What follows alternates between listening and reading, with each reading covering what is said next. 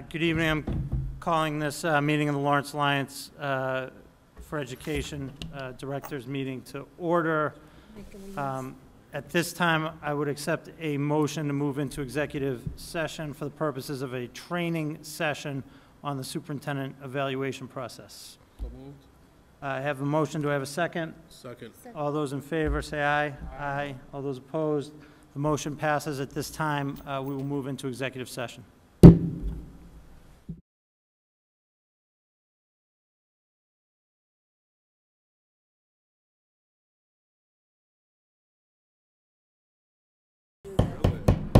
Best thing you can use. All right, at this time, I will entertain a motion to come out of executive session, to end executive session. Do I have a motion? So moved. I have a motion. Do I have a second? I have a second. All those in favor of ending executive session, please say aye. Aye. All those opposed, please say nay. There being none, the motion passes. We are out of executive session. At this time, we will begin the regular meeting of the Lawrence Alliance for Education with the Pledge of Allegiance. I'd ask us all to stand. I pledge allegiance to the flag of the United States of America and to the republic for which it stands, one nation, under God, indivisible, with liberty and justice for all. We have no one signed up for public comment, so at this time I will turn it over to the superintendent for her report. Great. Big shout out today to our boys basketball team who beat St. John Prep and Central Catholic High School at our Christmas basketball tournament, right? Is that what am I right about that? Great, great. So congratulations to them. Quickly also, I wanted to report today that I attended the new Superintendent Institute today. This is my 5th session out of 8. I really have to say that I appreciate the support that the board has given me to attend this. This is a 3-year program. Each time it's on my calendar, I'm like, oh, I have to go to Marlboro, and it's, you know, a whole day's worth. But quite honestly, it's a great support network. I've learned quite a bit. We did a lot of strategic thinking today with my colleagues. There's 43 new superintendents, as I have reported before. We're all dealing with similar challenges. This is one of those roles. There are 284 of us in the Commonwealth of Massachusetts, so it's wonderful to be with them in these sessions. And that's it for my report. If you want, I can get us into the high school accreditation update. That would be oh, you have something. Terrific. Yeah, I would just note that we just completed a training on superintendent evaluation. We appreciate the folks from the state coming in to help us with that. I had the opportunity yesterday to attend the second meeting of the Inclusion Steering Committee at the Weatherby, and got to learn a lot on the district's efforts to expand inclusive settings in our schools. It was great to get that update, and I know we'll, at a later point in the not-too-distant future, update the whole board on that work, and would just mention as well that in the February meeting, you will be reporting on your 100 days tour, as well as other sort of, as well as linking with that meeting on setting goals on the superintendent evaluation piece. That's it for me on the chair report, so I will hand it over to you, Superintendent. So next, I'm going to invite my colleagues, Mike Fiato and Rich Gorman from the high school campus. They're going to do a presentation for us on the high school accreditation. So while they get set up, Rich Gorman is the chair of the steering committee of our high school accreditation, and Mike Fiato is our campus headmaster. So board members will have a presentation, and then they will entertain questions. So whenever you two are ready. Thanks. Is that, this is working? Yeah, we can hear you. Thank you very much. Thanks for having us here today. We're here to talk about the accreditation at Lawrence High School and the accreditation process, what it means, the value of it, and some of the details that underlie the accreditation process. Thank you for the introduction. Membership in the accreditation through the New England Association of Schools and Colleges is very similar to a membership in any professional organization, such as the American Bar Association or the American Medical Association. In this case, it's a commitment that we make as a high school towards continuous improvement, self-assessment, and a pledge to really continue to maintain high standards for all of the accreditation standards that are within the accreditation process. So what does accreditation mean? Accreditation means that we're making a commitment to conduct a self-evaluation of ourselves in relation to all 7 standards. And all teachers and faculty are on the subcommittee to be part of that multi-year process. We host a visiting committee, which is coming up in April, and that's probably why we've been invited here to give you guys that update, to evaluate us based on our own stated goals that we've created in relation to each of the standards. The accreditation team that will be coming to Lawrence High School in April will be made up of teachers, counselors, administrators from across public high schools and other programs in New England. And we commit to using a research-based standards and adhering to those standards, which promote and frame all of our educational programs. And we agree that there will be high-quality standards, and we strive to adhere to those 7 standards. And we recognize through this process that these standards are living documents, and we will continue to update them within and up to every 5 years based on the feedback that we receive from the accreditation process and from our peers that come in and review the accreditation process with us. And we agree that this means that the school has met the Commission's standards and is willing to maintain those standards throughout the duration of the accreditation timelines. And the value of accreditation is very important because we believe that this provides the school with an independent assessment of group of outside evaluators of our peers that are aligned to the standards that helps us adhere to a practice of and a process designed to help the school engage in continuous improvement. It assures that the district policies and plans to support the school are sound, and it provides a voice for our faculty. All 304 faculty members of the Lawrence High School campus were involved in this process and continue to be involved in the process. And it assures that families, students, and the community are receiving schools that are high quality and provide a quality education in a quality facility. Mr. Gorham will talk about a brief history of accreditation at the high school and some of the background that we've encountered as we've gone through the accreditation process.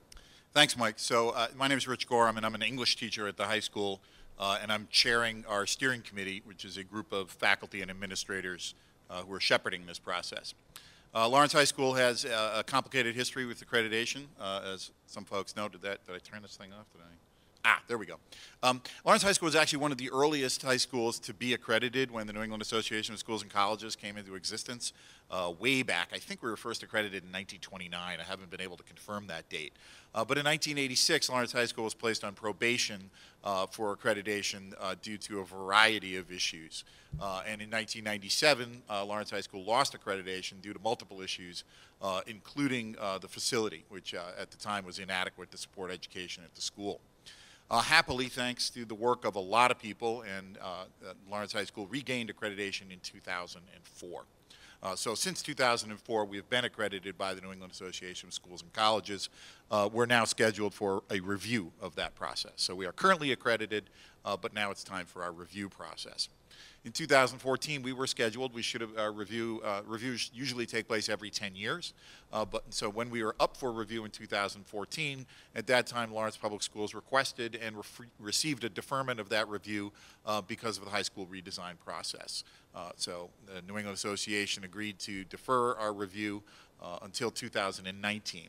Over the last 2 years, we've been engaged in a self-study process, which will culminate in our visit in April of 2019. So that is what we've been getting ready for over the last couple of years, is for that visit. And in the fall of 2019, after the visit, the New England Association of Schools and Colleges will submit their report to us. It will be a public document that will come to the high school and to the district with their findings. Accreditation is based upon 7 standards. So these are the standards we've been looking at and thinking about. And they are research-based and applied to all public high schools across New England. The first is core values and 21st century learning expectations. The second is curriculum. The third is instruction. The fourth is assessment of and for student learning. So we've created committees at the high school, dividing all 304 members of our faculty into committees. Each member of the faculty selected to serve on one of these committees, and there are faculty leaders as indicated there for each of those committees. The other 3 standards are school culture and leadership, which includes things like organization, communication, and culture. School resources for learning, which are things like the guidance department, nursing, special education, ESL, library media services. And community resources for learning, which includes things like funding, the facility, and the community partnerships. So these are the 7 standards that will be evaluated on, and through the self-study process, we've been evaluating ourselves based upon each one of these standards through these committees. The process, and this is the process laid out by the New England Association of Schools and Colleges. This is the process we've been following. First is the self-study, and that is where the faculty engages in a comprehensive process to evaluate its programs and assesses its adherence to each of the 7 standards for accreditation and produces a self-study report. So that's what we've been working on since January of 2017. So for about 2 years now, we've been going through a process where faculty committees have been meeting periodically to take a look at the accreditation standards and look at the data around the high school and see where we are relative to the standards in each case. The second step of the process is the visit. And our visit will take place in April. And at the time of the visit, a team of about 20 educators from around New England will visit Lawrence High School for 4 days. During that time, they'll meet with students, families, teachers, administrators. They'll visit classes. They'll read the self-study report that we've written. They'll read our other documents, our curriculum documents, our internal assessments, all that sort of thing. And that visiting team will, based upon what they see, based upon what they read in our self-study, they will write a report for us that with our giving their assessment of our adherence to each of these standards, and they'll give us a list of commendations and recommendations. Mm-hmm. So the commendations will be a list of things that the visiting team says, hey, these are things we think you're doing really well relative to the standards, and recommendations for things we can do to move our school forward. After we get that report, and we'll get that report from NEASC in roughly October of 2019, after that, we need to develop a 2- and 5-year plan to respond to the recommendations from accreditation. And so 2 years later, they'll check in with us and see how you're doing on addressing those recommendations. 5 years later, they'll come back and say how you're doing on addressing the 5-year recommendations, because certain things take, you can fix in a little bit of time, and certain things take a longer period of time to address. The visit itself, it's going to be April 7th to the 10th. A little bit of detail on what the visit actually looks like here. It begins on Sunday, April 7th. There will be a panel presentation for the visiting team. All community members are invited to attend that, and that's where we will introduce Lawrence High School to our visiting team. We'll schedule meetings where they will ask members of the Lawrence Alliance for Education and parents to meet with members of the visiting team to learn more about the school. They'll interview teachers on that day, and there'll be a little reception. Monday, Tuesday, and Wednesday, the visiting team will be at Lawrence High School. They'll tour the facilities, they'll interview students, teachers, administrators, staff. They'll shadow students and visit classes to learn as much as they can about Lawrence High School.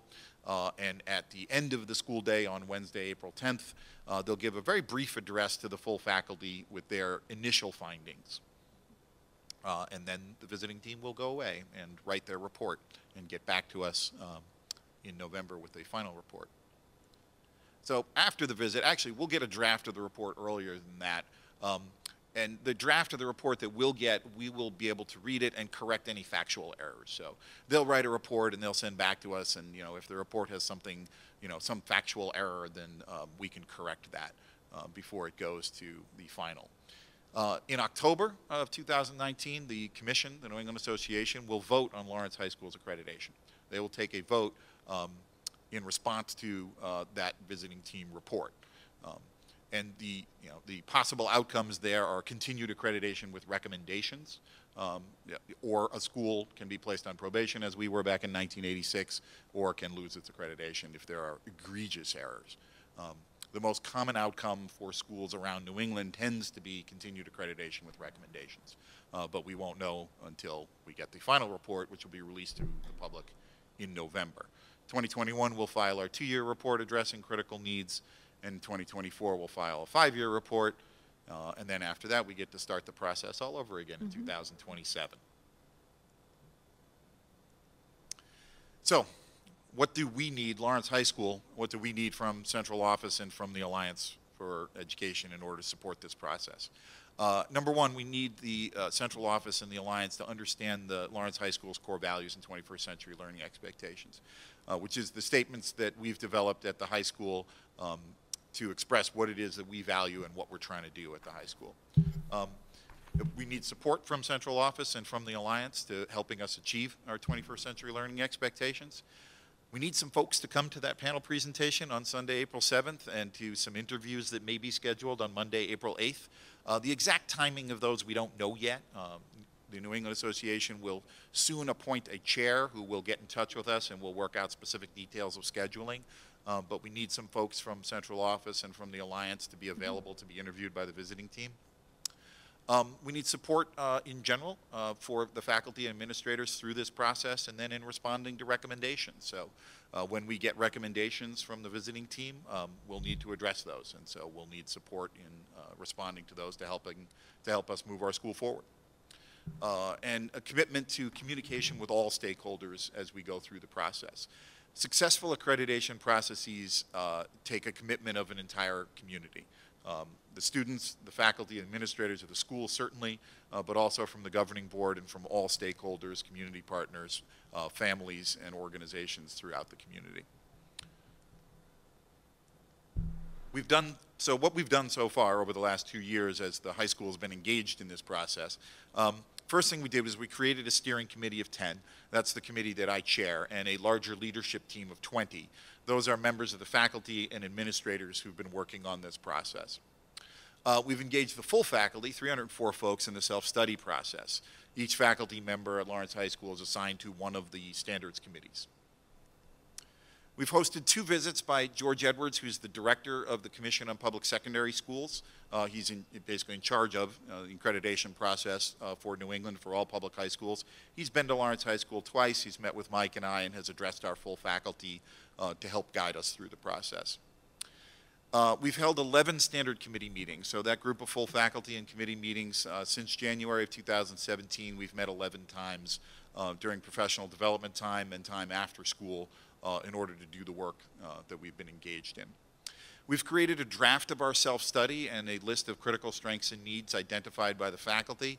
We're still working on finalizing that, but we're almost there with our self-study and strengths and needs that we identify. And that's information that the visiting team will use as their rough draft to create their report. We created a budget. This cost some money, and identified a hotel for our visiting team to stay at. The budget went through central office last year and has been approved, and so that line item to pay for the costs of this visit has already been accounted for. And we've sent a number of our faculty out on visiting teams to other schools. So most, if not all, high schools in New England go through this process.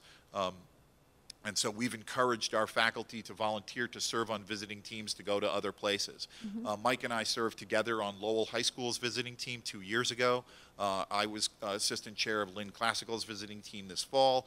Other folks have been out to East Boston, to Charleston, to Billerica, to a number of other high schools around New England, so that we can gain familiarity with the process from the other angle. So that's what we've done to this point. Things we still need to do that we're still working on. We need to finalize our self-study and critical strengths and needs.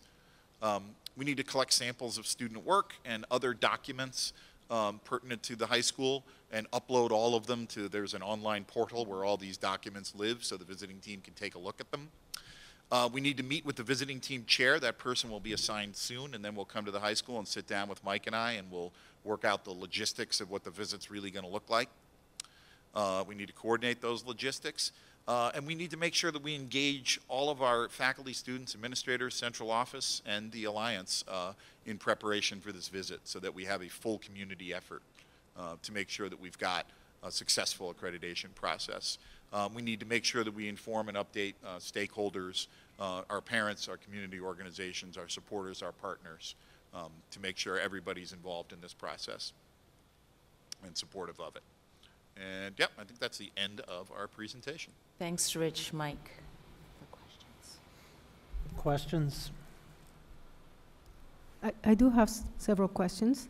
I'm familiar with the NEASC evaluation. I have been on the visiting teams and also working on the self-studies.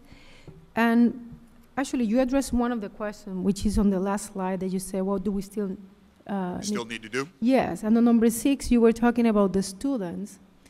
And the question that I have is that it seems that teachers are heavily involved, but little was mentioned about the staff. So I want to know, are the staff as engaged as it's been presented for the teachers throughout the process? So that's one of the questions. The other one is at which point you will be engaging the students, because the students will be interviewed. Then another question that I have is, it would be ideal for the team here to see what were the recommendations of the previous study, how those were addressed in these studies, and what do you think the strengths are, because that will help us when they interview us, the visiting team interview us. So those are my questions. So the first, one of the questions is around the involvement of the faculty and staff versus just the teachers? Well, throughout the presentation, I see that it's always is mentioned the teachers, but there was no mention of the staff. So I was wondering if the staff has been as heavily involved as the teachers. When you say staff, paraprofessionals, yes. Administrators. Mm-hmm. So the process is required to involve and be led by teachers. Yes. And that's what NEASC calls for. As far as involving staff in notifying staff, informing staff around what's the meetings, what's happening, how we're performing, what to expect. We've been keeping staff informed of that. Okay. But it's a teacher-led process and driven by the faculty. With regard to student involvement, we are in the process of having students complete our 21st century expectations, and we want to hear from them. And we're hearing from them, where are these expectations being taught in the curriculum? Okay. So that we could look at some trends and patterns around where are you not getting that? For example, if we teach empathy as part of our 21st century learning expectations, where is that being taught? How explicit are we in that? So we're including and involving students in that process. As we speak, I think that survey has been going out over the last few weeks, and we're going to look at that data and prepare students for the visit through by selecting some of our student leaders. But the great thing about NEASC, they want us to select students from a wide range of backgrounds, so we will be accommodating all types of students from different programs to be part of the process and not just selecting one prototype. And then for us, because if we're going to be participating during the site visits, usually through the self-studies, they look at the previous self-studies and see how that have changed in the way that business are conducted at the school and what is the vision moving forward. Will we as a team have the opportunity to, we don't need to see the full report, but just snapshots. And then based on that, what is your vision? Because then it will help us to support you better as the visitor asks us questions. We definitely appreciate having a heads up on the critical strengths and needs. The document is an internal document that's really supposed to be shared with the visiting team because of the fact that they will be reviewing that document. But I think it would be appropriate to share a snapshot of the critical strengths and needs with the superintendent and through her to be able to share with you. Okay, thank you. Yeah, I guess I want to follow up on that question. Hi, Mike. Hi, Rich. To ask if you've done some preliminary work on this already, what are some of the critical strengths and needs that you guys have identified? I think there's a wide range of them, and there's some patterns that we see that I think were no surprises. And so around communication, I think it's important that we maintain high levels of communication in a school of 3,200 students with over 300 teachers and 100 plus faculty. So communication is one. Some of the strengths include the leadership, not just from the administrators, but from teachers taking on leadership roles at the school. But I'd be happy to, again, share some of those high-level critical strengths and needs with the superintendent and have her share them with you. Yeah, I think that that would be very helpful because, you know, we all have different ways of intersecting with the school system, probably none of which gives us an entirely complete picture. And then at these board meetings, there's a massive amount of information which is distilled before it even gets to us. And so we want to be able to represent and participate in the process in a way that supports LPS and leads to the accreditation process. So the more information you can share with us and preparation you can give to us, the better. Agreed. Okay. John? Yep. One of my questions was, and you answered it in one of the slides, have any of the faculty members been out as part of visiting teams? How many approximately went out? Well, over the last 5 years, I'd say upwards of about 15 to 20, including Rich and myself. Are your group leaders part of those? Yeah, so that's one of the factors that led to this determining who would kind of be who would be selected to be on the steering committees. We had priorities on faculty who have been on a visit. So it's transformational when you go on one of these visits because it's some of the best professional development that I've been involved in. I think I've been on 4 visits at urban high schools and co-chaired 2 teams, one with Rich at Lowell High. So it gives us a snapshot of what to prepare for, but it's also just great professional development as a high school principal to see how other schools operate. And the teachers that came back said it was a rewarding yet grueling experience because they work you from about 7 in the morning to 10 at night for 4 straight days. But it's very much worth the effort, especially as we're going through the process. Thank you. Other questions? Okay. Great, thank you both.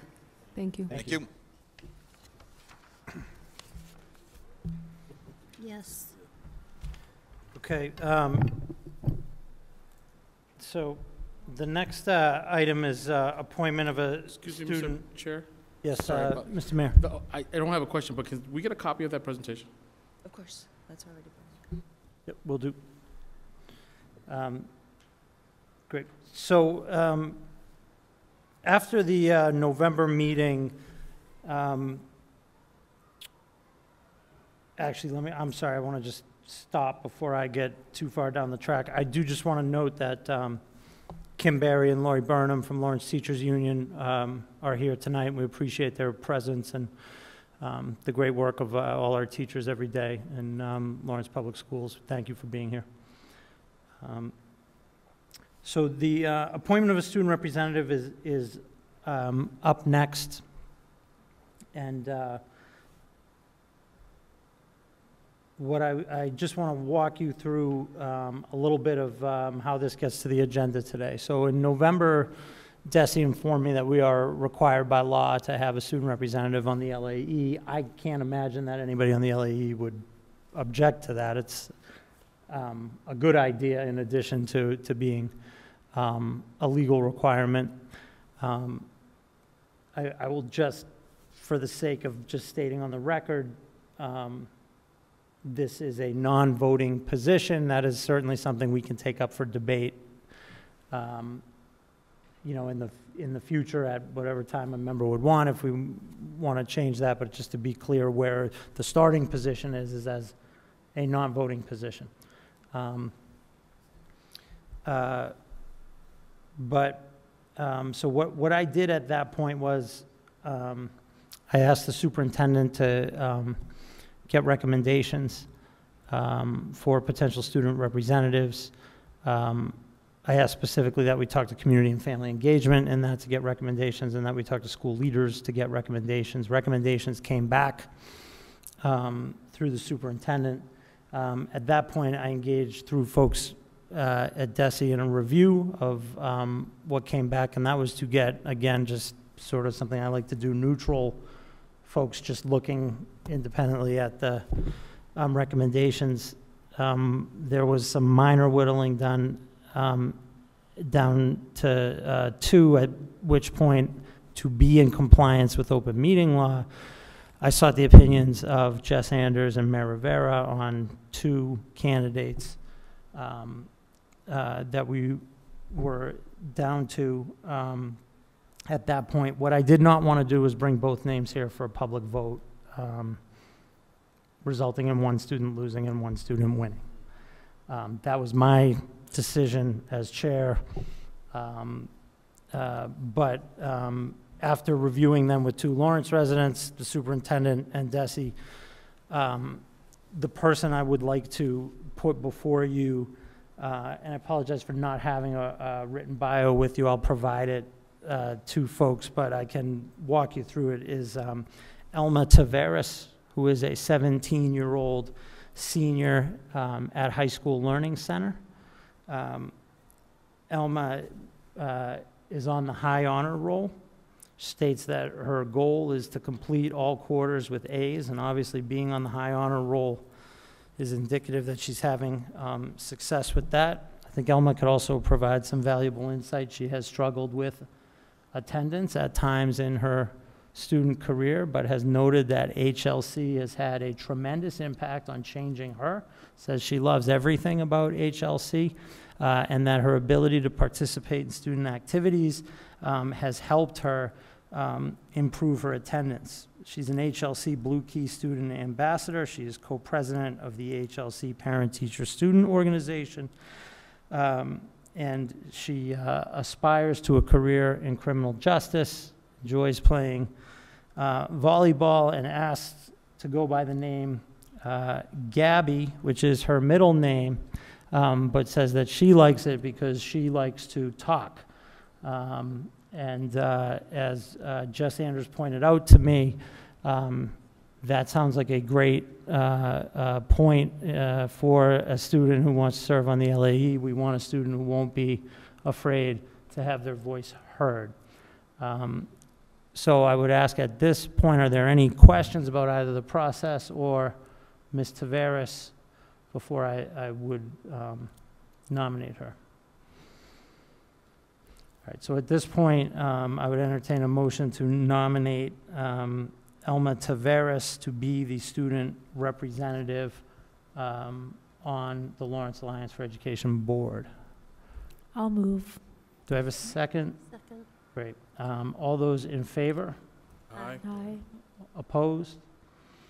All right, the motion passes. I thank the board on this, and we will send a formal invitation to Ms. Taveras to join the board as the student representative. Great.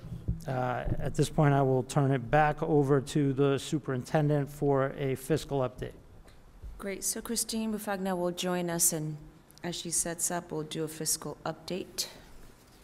I think these are included in your packets today. If not, they're right in front of you. Go ahead, Christine. Everyone. Does everyone have a copy of the update? So I'd just like to present tonight the fiscal 19 second quarter financial report. It's for the general fund, and it shows the school department's about 84.4% of the budget is spent and encumbered at this time. So you can see it's basically we have encumbered all salaries for all employees for the district, and benefits are also included in this. So we are currently reviewing all of our departments. You can see on the detailed page, on the second page, there are a few departments that are slightly over the 100% of used, and that is due to forecasting for our hourly employees. We're looking at our staff and our anticipation for extra duty and the hours for the remaining amount of the school year. So this is a forecast, and we're going to adjust accordingly. We can also do budget transfers between departments. But overall, we're in good shape. We still have, we're halfway through the year, and we have hopefully, no more unexpected expenditures at this time. So can I ask a couple of questions? Because I want to make sure I'm understanding this correctly. When you look at the percent used column, Yeah. is that what's been used at the halfway mark of the year, or what is expected to be used? It's a combination of what is spent and what is encumbered to be spent. Okay, So encumbered explain encumbered to me again, because this is not a budget concept I'm familiar with. Encumbered means two things. It means purchase orders. It means things that we are anticipating on purchasing. And it Okay. also means salaries for the rest of the year. So we know Okay, so who it's a we've hired, projection. what their salaries are, and Okay. for the remaining amount of payrolls. So we've encumbered that, so we can know that we can put that aside, and we know what we have left. So we'll, for Okay. extra duty, for stipends, things of Right. that nature. So we're projecting a $29 million surplus for the year? No, that's the then? balance as of January 2nd. There is still things to be purchased and encumbered. We still Okay. have stipends that are coming up, we still have extra duty, we still Okay. have more payrolls that will have implications for our benefits in terms of if we have higher extra duty amounts, if things of that nature for facilities, So the athletics. encumbered is everything that you That pretty we much know. know that you're going to Exactly. need today. And Exactly. then the rest is Right. for things that, there's still expenses to be Right. incurred, but you don't know. For our Okay. hourly employees, we do a forecast. We know what their hourly rate and the number of hours that they're going to work. So that's a forecast. Okay, thank you. So two things. The Munis reporting system is a lot more user-friendly than this, because we do have the encumbered number, and we also have the used number, Yep. which is I think the most telling part, because if I get this right, human resource, where's the salary line? No, this is On the the whole front department. page. This is all lines of, Yeah, no, the second page though is broken out, no? Employee benefits, that's 29 million?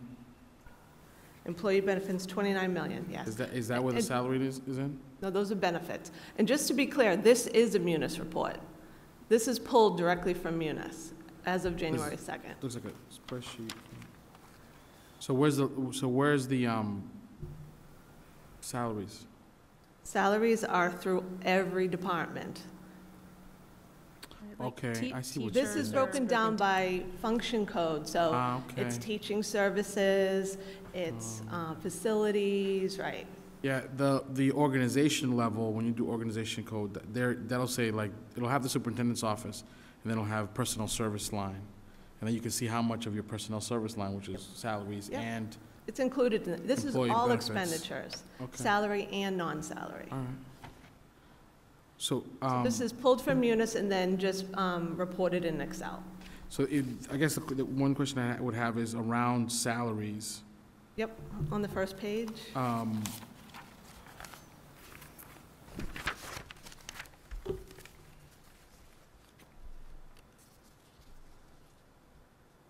What's the math on that? Oh. We have 121 million that we have in the budget, and we've expended 50 million.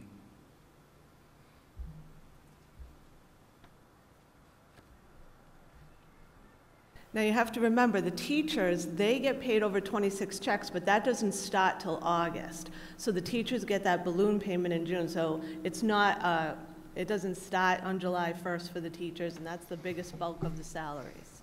All right. So I guess then I'll just ask you, because I can't make it over here, but are we on track to hit our salary number, or are we above our salary number?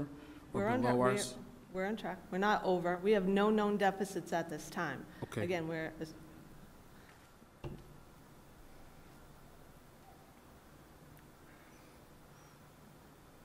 and it's just no known deficit at the time, so we're tracking, because we're not at the 50% point then, right? Because if you guys do it differently. Right. Right.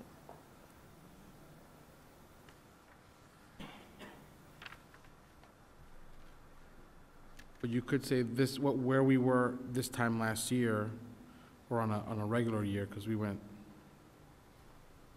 all right, no. No known deficit works for me.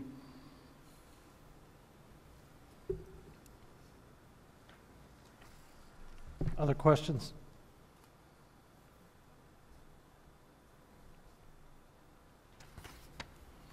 Okay, Thanks, Christine. thank you, Christine. Okay, superintendent evaluation process. So this is fortunately what we just had our training on. I would ask if the members can all reference the copy of the PowerPoint from the training. So a couple of pieces here. The other document I would reference is the superintendent's self-assessment and goals. You can take that document out. She does. Great. Okay, so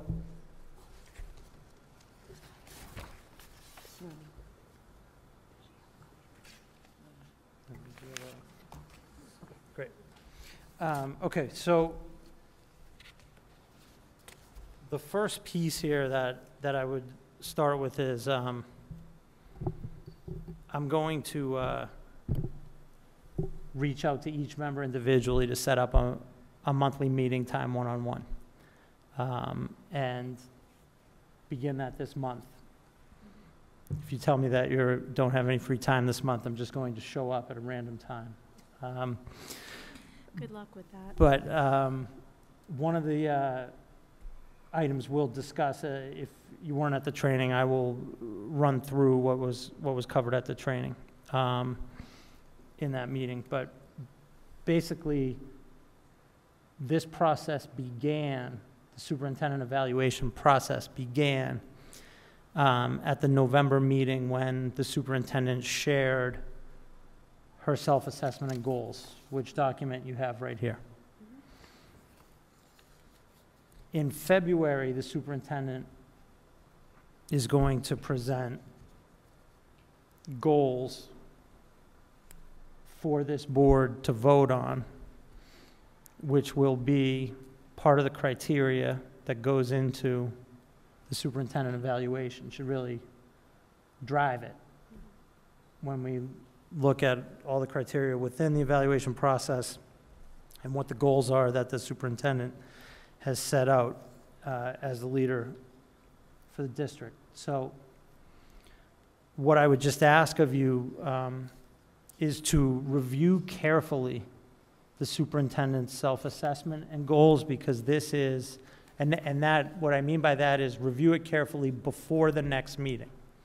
I'm not asking you to review it carefully right now, but rather before the next meeting, because the final product the superintendent presents will resemble this greatly, and that would be the time at that February meeting to have a sort of final discussion and vote on those goals. I will create a mechanism for folks to share feedback between now and that meeting that is in compliance with open meeting, but so that you can get feedback in between now and that February meeting. And so I just ask, just out of an abundance of caution, to make sure I'm being clear and I'm not garbling anything. Does everybody get that, what I'm saying here in terms of moving to this next pivotal part in evaluation, which is to vote on the ultimate superintendent goals for the evaluation, is to review this.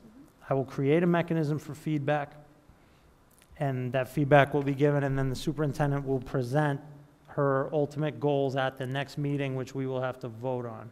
So are there any questions relative to that step? And I'll give a chance here for everybody to ask questions on any and all of this process-wise too. But on that step, any questions? Mr. Mayor? Yeah, so this document, we're gonna consume it, and then you get in feedback to you based on what we think about it.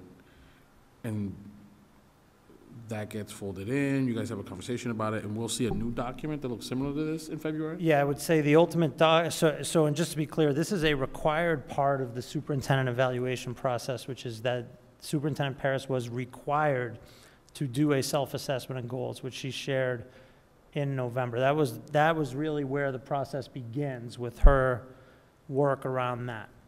And what I would say is that this is a draft and a pretty good preview of what she would submit in February. And so what I want to make sure that the superintendent can submit, something that is meeting the desires of the board, is to create a mechanism now to get her feedback on this, so that when she presents the one in February, you have had a chance in advance to give feedback. Just to follow up on that, there are 5 here, but as we learned in a training, there can be as many as few as 4, but as many as 4 to 6, yeah. And I should be clear, and this was said in the training, this just goes to superintendent evaluation. Like the turnaround plan, which we will have to vote on at a future meeting, is the comprehensive plan for the district. That is not the superintendent goals. This is not the superintendent sets out goals in a 100-page document that goes to everything. This is, in essence, saying we have a new superintendent year 1. She's setting out goals for year 1, although I'm about to get to timeline, but for this first review. And this is a review that's got to happen on at least annual basis. And so this should not be the everything in the kitchen sink plan for the district. This is the superintendent plan to hopefully, show that the district's going to make progress because of her leadership on that, and that she's going to develop as a superintendent. And one of the things Desi talked about was the goals in a superintendent evaluation process for a year 1 superintendent should look very different from a year 6 superintendent. Mm-hmm. And this is to be presented on February 13th? The February meeting, yep. Okay. So what I ask is to review this, and then I will get you a feedback mechanism very quickly so that you can say, I've got questions on X, Y, and Z. I'm wondering where this might be or that might be. So, John, just a question about the process. And so you're going to gather that feedback from us in one-on-one meetings, or we're going to email you that feedback, or what's the open meeting law? So it's going to start with a conversation for me tomorrow with LAE's attorney to create the best process, whether that is one-on-one, email, comments that go directly to the superintendent and bypass me, whatever it is. I will get you very quickly a mechanism that is open meeting compliant. Okay, all right. In a sane world, it would be direct the comments to me so that I can allow the superintendent to run the district. But we'll see what the attorneys say. So if I had so the idea that we would get, increase teachers of color by 10% across the district, that doesn't go here. That goes into the... I would say that's a turnaround plan. Turnaround plan thing. Yeah. Okay, and if I had a piece of content feedback about this right now, do you want to hear it right now, or would you prefer to hear it through whatever process you're going to come up with? I'd prefer to get it through that process. Mm-hmm. Yes. Okay, so that's step 1. There is an item we have to vote on tonight. And I would ask you to go to the end of the presentation to page 10. So we have to set a timeline for this evaluation cycle.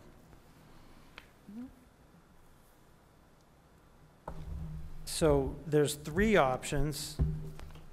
Option 1 is a 7-month evaluation cycle, which was again functionally begun when the superintendent presented her self-assessment.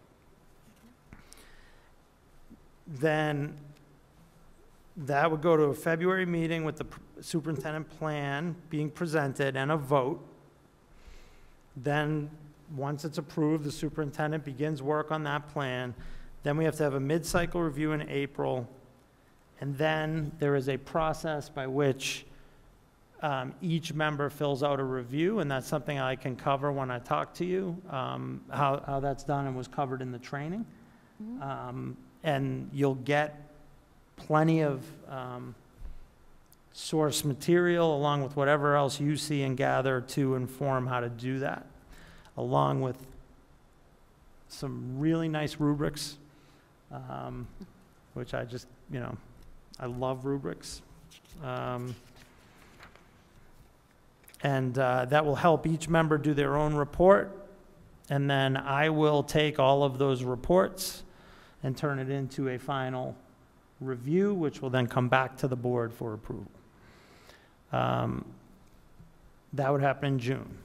So the next 2 options are the same cycle, just on a different timeline. There's a 9-month cycle, which would end in September, and there's a 12-month cycle, which would end in December. So before I just open it up for comment, questions, because we have to have a discussion right now on 7, 9, or 12 and have a vote. I just want to chime in with a couple pieces. I think what we are striving to do here is do this first evaluation, hopefully learn a lot as members as well as with superintendent, but get this to a place where we can be on a cycle that is aligned to the school year. The superintendent's contract, or rather the superintendent began her time here in August, and I think aligning to September would make sense in getting this cycle done and then beginning the next cycle so that we were tied to her second year here.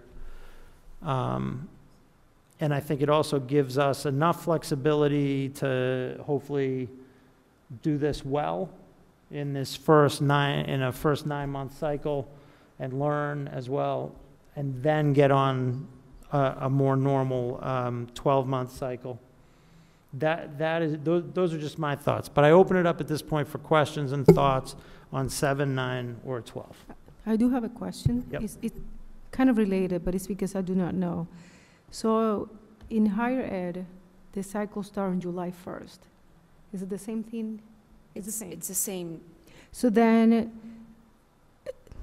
and you started after the cycle started.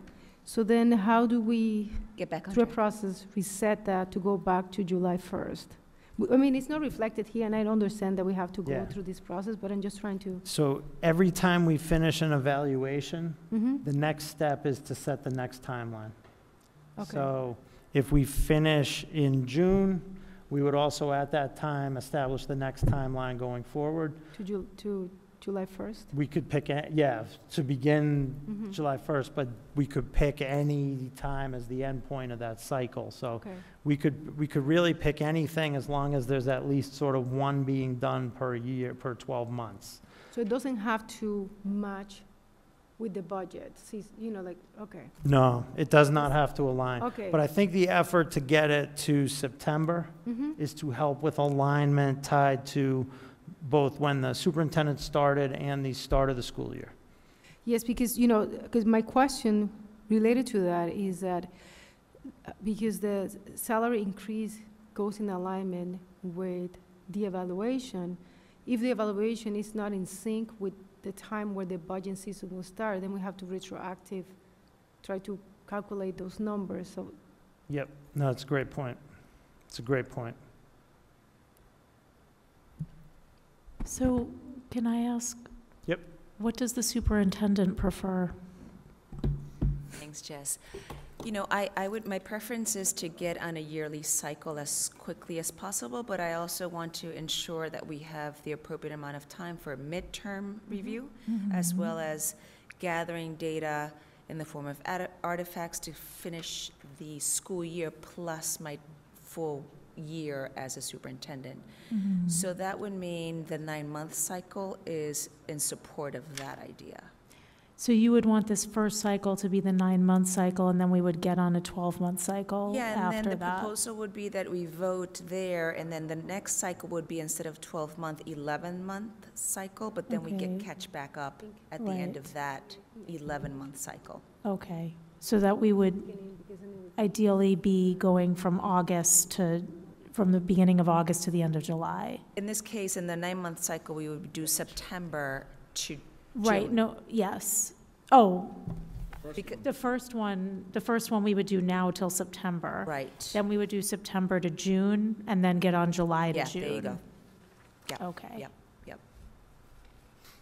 What are other districts doing, and what's your Yeah. previous experience? Yeah, my colleagues, back to the new superintendents, they're on a 12-month cycle, so their goals were voted on as early as November and as late as January, and the ends in June. Okay. Yeah. They were also traditional sort of start time, so that also makes sense for them, and they are under traditional school committee kind of guidelines, those kinds of things. Do you feel that if you have it in sync with the July 1st will make it easier for budget purposes? Because what I'm thinking is that if your evaluation is in September, and it's then when it's decided the salary increase, it will have to been approved the budget on the year before in anticipation to that. I'm most concerned with having like a full year to be Yeah. able to do the work and get data and get feedback and get artifacts, and then the other stuff we can deal with in Yeah. ways that make sense for everybody. He just showed me something that explained how we Okay. can go around it. Do you mind sharing that, actually? What is that? Because it seemed to clarify. Yeah, let me just, so we're open meeting, let me Mhm. state it. Superintendent, apologies, but just for open meeting compliance. Yes. All right, section 6B of the superintendent contract. Additional annual merit increases beyond any negotiated increases set forth above may be provided based on the superintendent's overall performance evaluation results if proficient or better. Desi laid out clearly in the training, proficient is a rating that is rigorous but attainable. These performance-based salary increases shall be granted on July 1 and on July 1, 2019, and on July 1st of each subsequent year of this employment contract, effective July 1, contingent upon the LAE's judgment of Paris's overall performance and subject to fiscal conditions. The LAE will grant Paris pay increase in the range of 0 to 4% of salary. And will it be retroactive to July 1st if it happens in September? I would assume so, Okay. but that actually would be at our discretion. Okay. Thank you. Questions?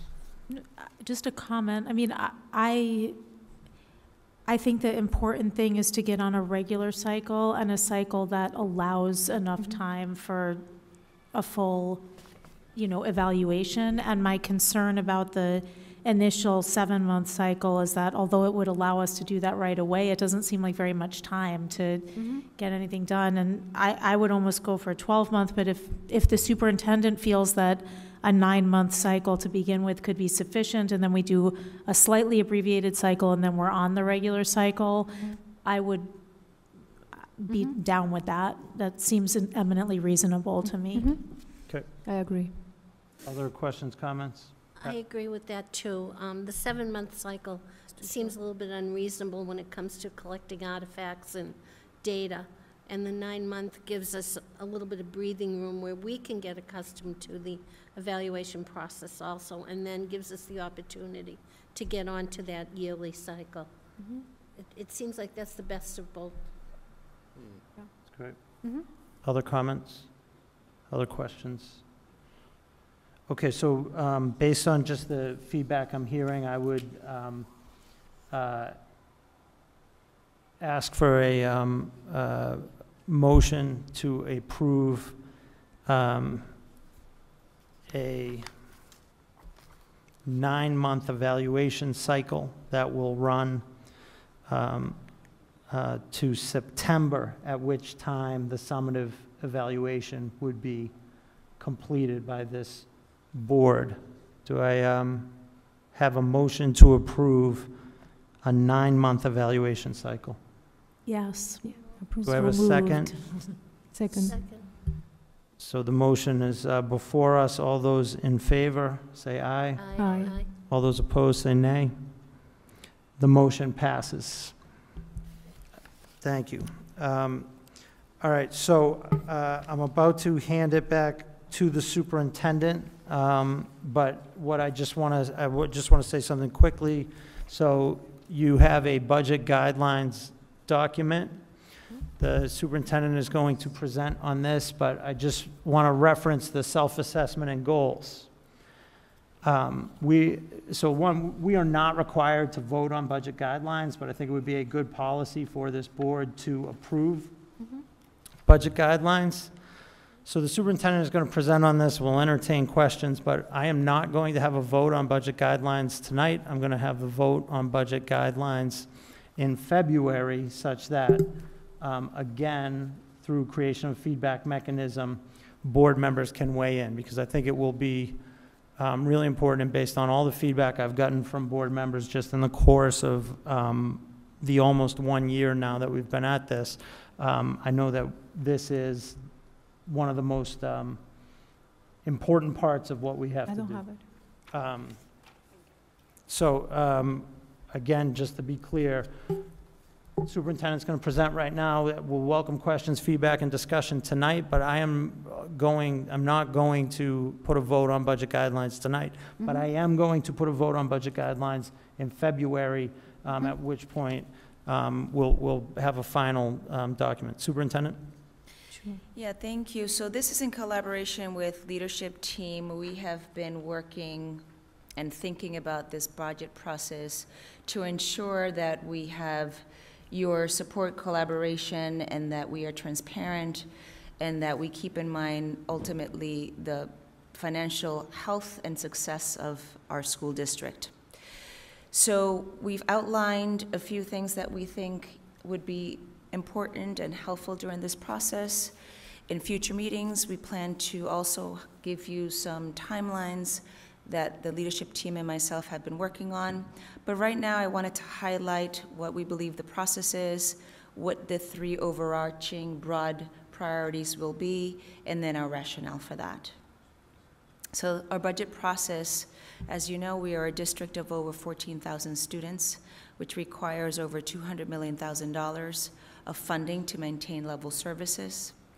Our budget cycle began, as I mentioned, in the fall, right soon after my tenure, and we have been in conversations with our leadership team to establish some of these guiding budget guidelines. Our staffing levels have been reviewed earlier on. We will come to you next in the spring to have some projections to guide us in terms of our fiscal year.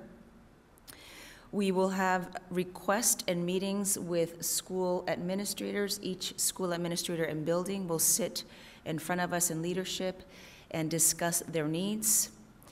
And then in the spring, we will come to you with a balanced budget that remains attached and coherent with our priorities to include a turnaround plan. So we believe that this budget should be centered around 3 pillars this budget season. Those are student achievement, student services, and educational infrastructure. I'll give you a few examples of that, but these we will be unpacking during the budget process. So an example of student achievement for us will include things like ensuring that we have the right literacy, math, and intervention for our students across the levels, specifically for our elementary students. For student services, we want to ensure that we have continuity of services and equitable staffing models across the district. For educational infrastructure, we are making sure that our educators, our staff, are receiving adequate professional development in the form of literacy, math, and cultural competency. So those are very broad right now, as I said. These will be unpacked further because department heads and leadership teams, including principals, will be able to give us feedback on the specifics of this, and then we will come back to you with what that will include. So as you know, to support these pillars in service of our students, it's essential that the budget be funded above net school spending. Adequate staffing and space for growing enrollment are in our ongoing struggles as efforts to fund increasing fixed costs, such as healthcare, retirement benefits, and salaries increase. To blunt the impact of these challenges and to make possible new investments, we will continue to do everything possible to identify efficiencies, and of course, we're going to think very innovatively how we reallocate funding and how we move things around towards these identified priorities. So again, these are guidelines that we hope that you will support and that we can work together with, and that we will continue to share with you and unpack each of these pillars as it maps out to our turnaround plans and to the priorities of the district. Before I open this up, I just want to note that we've been joined by LTU President Frank McLaughlin. We appreciate him being here tonight. So the one piece I want to throw in before we open this discussion is, in addition to voting on guidelines in February, I will designate an LAE Budget Subcommittee, which will be active through this whole process, so that this is not a budget gets shown to us in April, and we get 1 hour of questions and then get to vote. We will have a subcommittee that will have the ability to hold hearings at any point between February and that date, as well as through that committee having clear members of this committee designated that the superintendent knows should be consulted regularly as her team develops that budget. So I will ask you all to think about whether you want to serve on that committee, because it will be extra and real. But I know that we have identified this as a priority. All right, with that said, I thank the superintendent for this presentation. I open this for questions and comments to board members. I do have one question. Yep. This is, you need to refresh your memory for this one, Cynthia. So when we were doing your interview back when, and one of the issues that was discussed, and you were very passionate, it was about the IEPs and how they should be delivered in Spanish to a lot of the parents. Not knowing how detailed you're going to be describing the budget, is that something that is being considered as part of this? It'll fall under student services, Noemi. Okay. And so we currently, right, without getting into the details of numbers, we currently do have a line item. I'm fully aware of that because we talked about this, and it's still something that we discuss. And so we will look into making this part of this priority around this pillar because it falls on the student services. Okay. Thank you. Other questions, comments? Just, I think this is great. I think it talks about the direction in which we are focusing dollars, you know, despite anything coming up that might surprise us. The only thing that I would say, and just to keep saying what I've been saying from the beginning, is that I think that the way the budget is presented is very important, and that the budget should mirror the budget we have on the city side, and it's not because we do it great on the city side. Actually, the budget on the city side is, you know, not 100% user-friendly, but what it does do is a couple things that I think is critical that we do on the school side, and that is, one is there's revenue clarity. Every dollar that comes into the city, be it from cherry sheet money, from taxes, from Rotary tax, whatever the dollar is that comes into the general fund, it's listed, how much it is this year, how much it was last year, whether or not it's up or down. So there's a revenue sheet on it, and if you use the format the city's using, you don't have to reinvent any of this. And then the second piece is that there's clarity around units. The school, and what I can recall from the last budget is, that'll show how many teachers there are at the Hennessy, it'll show this, and this, but there's so much variety across the schools that I think what the city budget provides is this, to use the word you like, a rubric, where everybody can look at what personnel services looks like at the Hennessy and what personnel services looks like at the Oliver. And if the Oliver is spending money on, because you guys decided that this is an educational need for it, outside services for it, there's a line that's not just the number of teachers. The good thing is that there is a line just on what the number of teachers is, and you can tell what it is from last year, what it is going to be next year. But I think more importantly, every position will be identified in the budget line. And so when we have, in the Department of Public Works, we have a capital assets manager. That position is in there. It says capital asset manager. It says how much the position gets paid.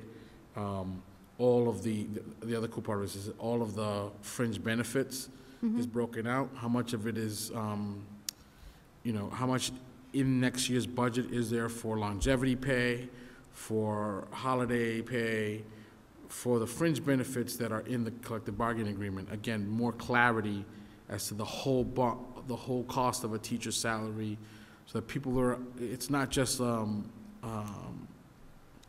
big fat number around teachers or a big fat number around janitors or a big fat, it's the budget of $205 million operation is a lot more complicated than just high level. You do have a page of that have you call it high level. And I think I made a point of giving the superintendent a copy of our budget, and everybody that would like when I would print one out and get to you. But it also helps when we go in front of the city council, they're looking exactly at what they've been looking at all month for every department. Sure. When they get the school budget, it looks totally different from theirs. They have to rejig it, and it's like all this conversation about it. They can go directly to personnel services and say, hey, this looks like, last year you guys did X and you're paying more this way. It answers a lot of questions on its face. And so I think we hired the superintendent to give us the direction. I think she gave us that in the priorities. I think that for us, our job would be easier if the format matches exactly the budget format for the city. And that's my only feedback. I'm going to keep saying it, so let's see it. Thanks. Thank you. I do have a question related to that. Was last year's budget similar, did it look similar to the city budget? And if it didn't, then how, so if it didn't, and I understand why it should mirror, what the format of the city, then how they can compare this year's budget with last year's budget, because it would be, it would be looking different documents. It's a good thing you asked that. Luckily, all of the budget money goes through Munis, and everything that's captured for the city budget is also captured for the school budget. And you have a line item for last year's budgets, and it'll just populate. Okay. So you can compare the last year to this year using the same and you can do it format. apples to apples. Okay. Because once we all have this enterprise system that is Munis, and everybody's in the same way. So the report that we got today was a function level report, and that's one level too small, because the object level breakdown. and the organizational level, which is department, and the object is whether or not it's personnel services. I know way too much about this, but the reality is that the levels that it shows you, that it makes things crystal clear. We had 22 firefighters last year, and so many lieutenants and so many others, and then you can see how many you're having this year. Okay. It's clear the number and how much for that line. What's also clear is how much you're paying for people's longevity for those lines at that school. And I think at the school level is a good way to do it, because you wouldn't want to do just a school department as a department, I think that would make your life crazy. I think you want to show what you're doing for each one of the schools. Okay. But again, if you want, I can send around people a PDF of what it looks like, or a few pages of what it looks like. Thank you.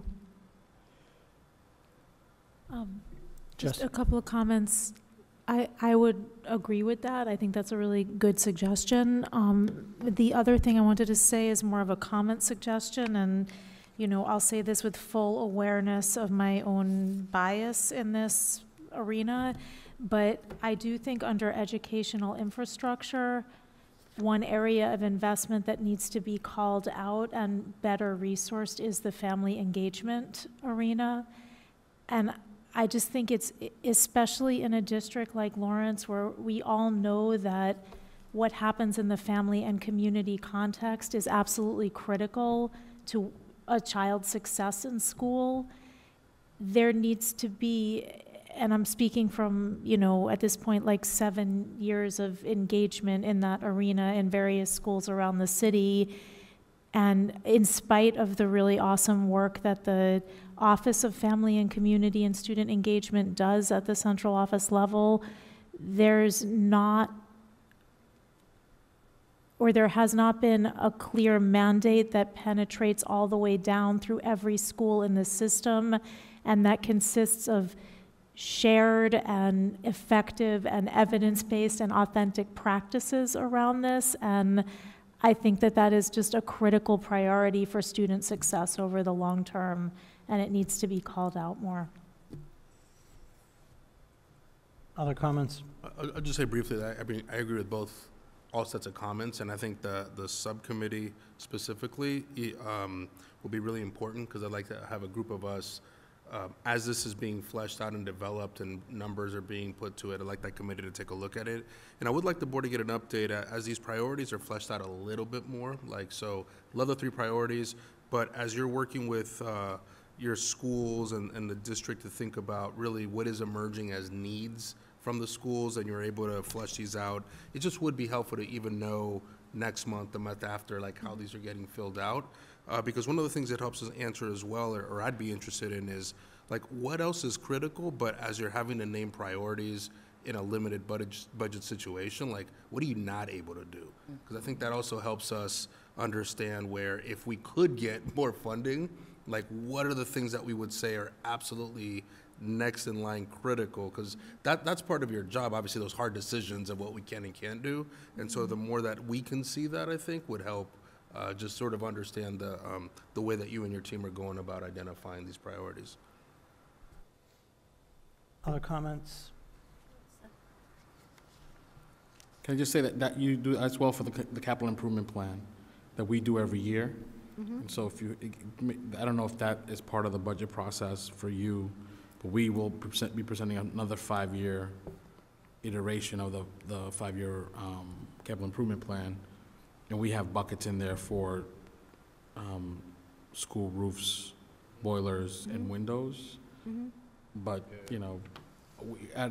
we've had a mentality, mostly because of the reality that, we just can't afford anything, so we're not even thinking about the stuff we may be able to afford. And I think the capital improvement plan allows us to afford some things that we have been wishing for, that just moves the needle a little bit more for student achievement. Other thoughts, comments, questions? Okay, I have just a couple of quick closing thoughts on this topic. The first is that, and I'm repeating things that people a lot smarter than me have said, not my own, but a budget is a reflection of our values, and it's a values statement. And so while in the first budget presentation from November, where I just presented broadly on this, I noted this sort of how, what goes, what is the sort of role of the LAE and what isn't, and would say, like, it's it's really not our role or appropriate to say, superintendent, there need to be 9 ETFs in this budget and 8 LICSWs in this budget. That's the superintendent's job with her team, but it is appropriate for us to say this budget needs to prioritize family engagement. This budget needs to prioritize mental health services for students, whatever it may be. A budget is a value statement, and it is the role of the board and the school committee and municipalities to set the values that the community wants. And that's how I enter this process and from where I'm sitting. And so I just want to state that on the record. The other piece I will just say is that one of the things that I will ask the Budget Subcommittee is to remember open architecture and to remember student-centered budgeting, which is really what should drive the process in my mind. And I think the mayor is actually hitting on that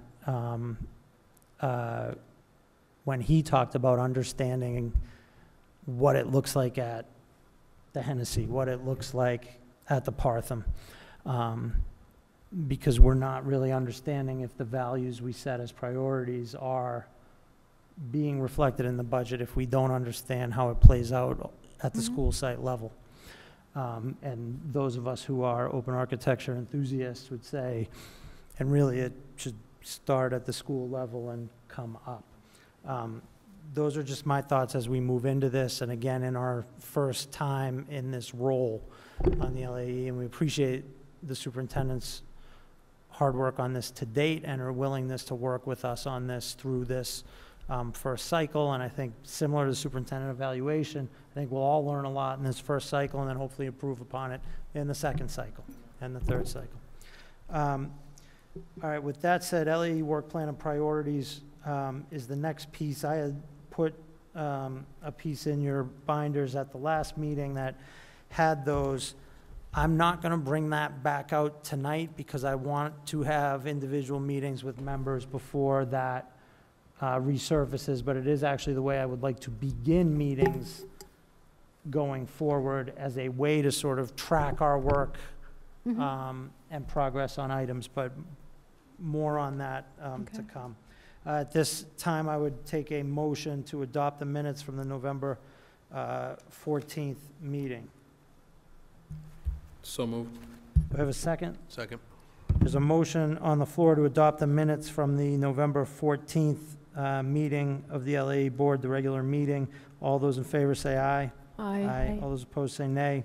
The motion passes. At this time, any final comments, questions, or general thoughts from board members? Jess? I want my 3 hole punched materials.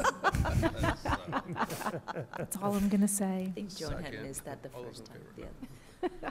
We have a ream of that over in our office. You need some. Maybe we could just bring a 3 hole puncher to this meeting, because I will punch my own 3 holes in my materials. Oh, yeah. We'll take those two. Okay. He has one. So noted. Other comments? I just, I think there's a lot of moving parts to this, and I don't want to miss anything. And unlike many other people up here, I'm not really that smart. And so I have to keep track differently. So I just didn't see this. And so I just want to check in. Is there something that we could put on the agenda all the time to talk about turnaround plan? Do we need to know anything? Are we on track with the turnaround plan process? Like, I worry about that because I know, and it's all different things, but I don't want to miss anything. So that is an excellent question, Mr. Mayor. And I will say that superintendent evaluation budget process and actually adoption of superintendent goals are sort of prerequisite pieces to then receive the superintendent's report, which I think sets the table for the turnaround process, which will run in tandem with the budget. And so I think you'll be hearing the first parts relative to process in the February meeting. February meeting is going to be a big one. Juicy. Joan, lots of coffee for that meeting. Other thoughts or comments? Superintendent, any closing thoughts? Okay, great. At this time, we are adjourned until our next meeting on February 13th. Want a motion for adjournment? Sorry. The power went to my head, Mr. Mayor. At this time, I would entertain a motion to adjourn. Do I have a second? Second. Second. All those in favor say aye. Aye. Opposed? The motion carries. We are adjourned.